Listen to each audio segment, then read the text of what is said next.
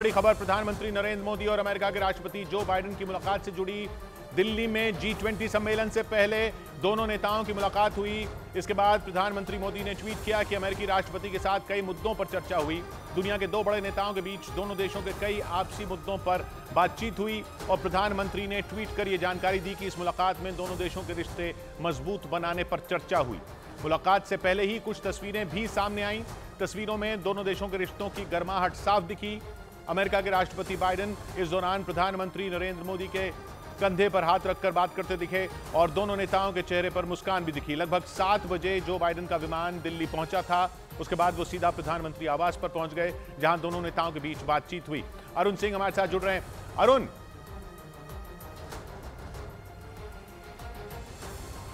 मेरी आवाज मिल रही है?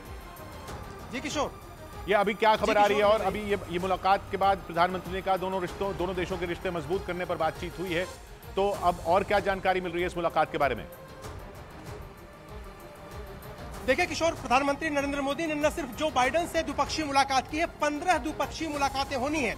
तो ग्लोबल फोरम पर अगर आप देखिए, G20 के सदस्य देशों के साथ एक अंतर्राष्ट्रीय स्तर पर रेजोल्यूशन पास करना, मुद्दों पर बहस करना, वो अपनी जगह पर है। लेकिन हिंदुस्तान की तरफ से अलग अलग मुल्कों से द्विपक्षीय बात करना और उनसे ट्रेड की बात करना, डिफेंस की बात करना और खुफिया एजेंसी के कोऑपरेशन की बात करना, ये हिंदुस्तान की धमक और हिंदुस्तान की ताकत को भी दिखाता है कि अंतर्राष्ट्रीय स्तर के नेता आते हैं दिल्ली में और यहाँ पर आकर के न सिर्फ वो G20 में हिस्सा लेते हैं, बल्कि भारत के प्रधानमंत्री के साथ भी द्विपक्षीय बातचीत करना चाहते हैं, संबंधों को बढ़ाना चाहते हैं। इस वक्त मैं दिल्ली में जहाँ पर हूँ किशोर, जो बाइडेन और नरेंद्र मोदी की मुलाकात के अलग तस्वीर अगर मैं आपको दिखाऊं तो देखिए G20 का किस तरह से जमीन से लेकर के आसमान तक और ये बीच में लहराता हुआ हिंदुस्तान का तिरंगा, और उसके बाद अगर आप सजावट देखें जिस तरह से पूरे दिल्ली में की गई है, एक अलग ही छटा है। एक दुल्हन की तरह दिल्ली को सजा दिया गया है। और मैं जमीन की जब बात कर रहा था तो इस वक्त आप जमीन की तस्वीरें देख रहे हैं और आसमान की तस्वीरें मैं दिखाता हूं, और बीच में जो हिंदुस्तान में भारत और इंडिया को लेकर के विवाद हो रहा था, उसकी भी एक झलक देखिए आप कि G20 लिखा है, पहले लिखा है भारत 2023 और इंडिया। तो जमीन से लेकर के आसमान तक हर तरफ दिल्ली में अगर आप सड़कों पर हैं, अगर आप किसी इमारत के पास हैं, तो आपको एहसास होगा कि पूरी दुनिया के जो लीडर हैं, ग्लोबल लीडर, वर्ल्ड लीडर, वो हिंदुस्तान में इस वक्त हैं और उसकी चमक और उसकी धमक हर जगह, हर पल, हर क्षण आपको दिखाई देने वाली है किशोर। तो ये बड़ी बात है। जहां तक जो बाइडेन से नरेंद्र मोदी की द्विपक्षीय बातचीत का सवाल है, काफी फ्रूटफुल रही, उसकी और डिटेल आनी बाकी है।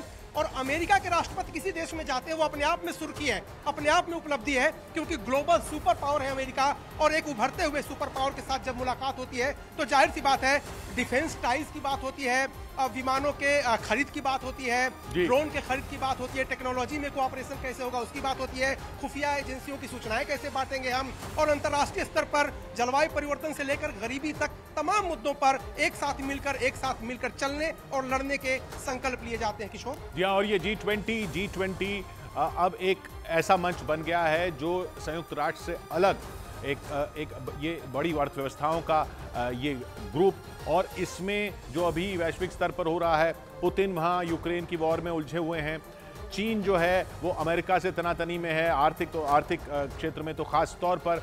यतेंद्र भी हमारे साथ जुड़ रहे हैं। यतेंद्र, और क्या जानकारियां मिल रही हैं?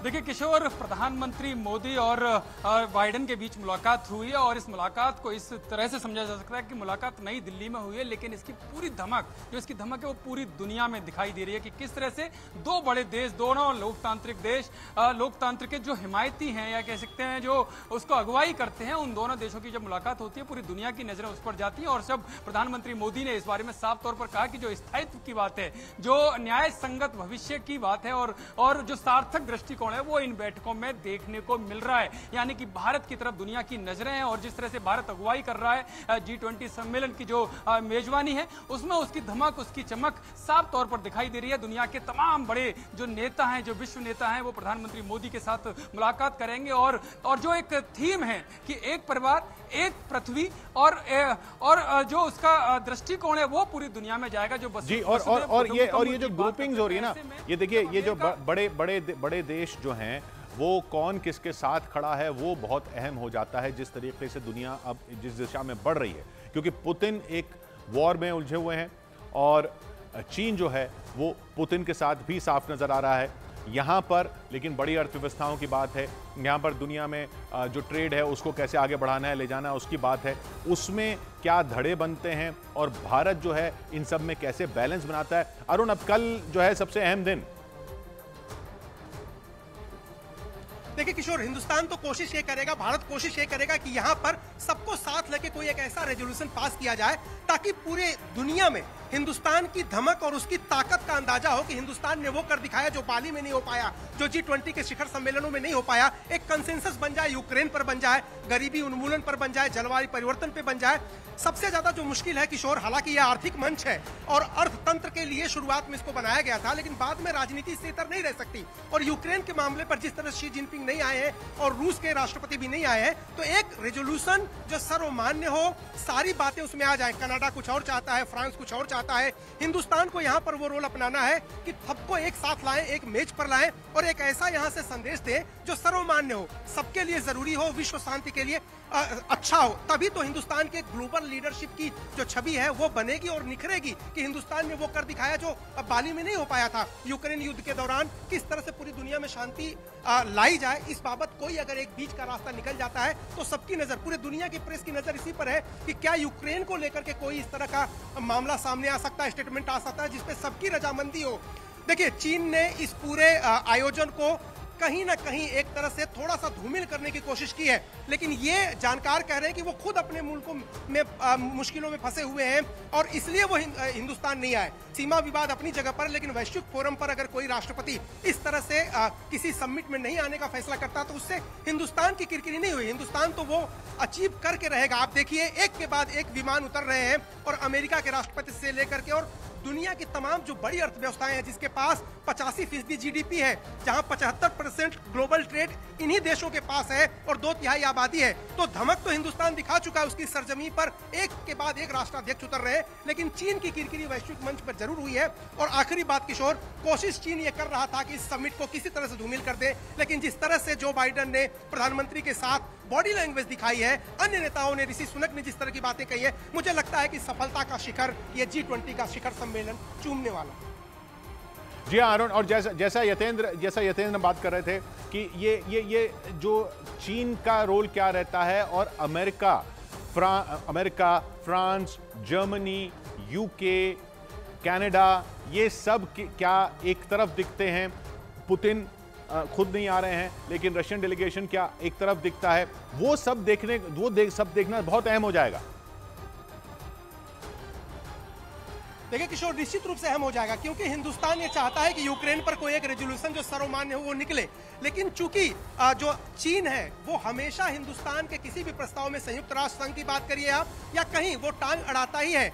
साउथ एशिया में खासतौर से जिस तरह से हिंदुस्तान की धमक बढ़ रही है और वैश्विक स्तर पे जो हिंदुस्तान की चमक बढ़ रही है और अमेरिका जैसा ग्लोबल सुपर पावर, चाहे आप यूके की बात करिए, फ्रांस की बात करिए, जर्मनी की बात करिए, हर कोई हिंदुस्तान के साथ अलाइन होना चाहता है, दोस्त बनना चाहता है। उससे भी चीन को परेशानी है और चीन इस वक्त रूस के साथ दिख रहा है, लेकिन चीन के अपने निहितार्थ हैं, चीन के अपने वेस्टेड इंटरेस्ट है और चीन रूस दोनों के राष्ट्राध्यक्ष भले यहाँ ना आ रहे हो, लेकिन उनका प्रतिनिधिमंडल तो आ ही रहा है। तो जो बात डेलीगेशन लेवल पर होगी उसमें उनकी अगर सहमति होती है और रास्ता बीच का निकल जाता है तो हिंदुस्तान के लिए खुशखबरी है, हिंदुस्तान के लिए एक तरह से उपलब्धि है। और प्रधानमंत्री ने जो साहस दिखाया है कि वर्ल्ड के टॉप लीडर्स को एक साथ बिठाएंगे, एक साथ खाना खिलाएंगे, दुनिया की दिक्कतों समस्याओं पर बात करेंगे और हल निकालेंगे। अगर वो हल निकल गया किशोर, जिस पे आपकी नजर, हमारी नजर, पूरी दुनिया की नजर है, तो निश्चित रूप से ग्लोबल लीडरशिप में जो हिंदुस्तान का रोल है वो और ज्यादा निखरने वाला, और ज्यादा सशक्त और मजबूत होकर के आने वाला। जी अरुण, इस बीच G20 के लिए भारत आए ब्रिटेन के प्रधानमंत्री ऋषि सुनक ने मंदिर जाने की इच्छा जताई। इस दौरान उन्होंने हिंदू त्योहारों और परंपराओं से अपने गहरे रिश्ते का जिक्र भी किया